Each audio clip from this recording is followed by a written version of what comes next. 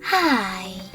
In front of me is OnePlus Nord CE 3 Lite, and today I would like to show you how you can set up Face Unlock.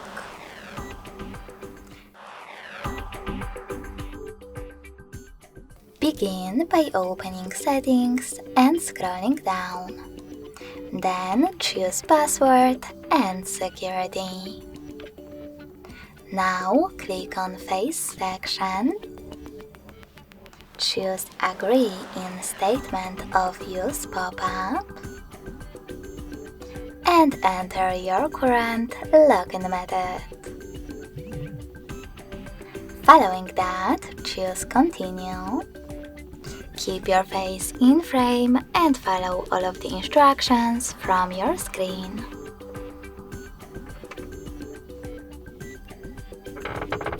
Then select Done at the bottom.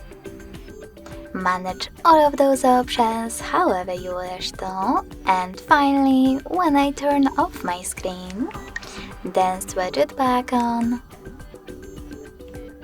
I can see that Face Unlock is working properly, so all I need to do is swipe up.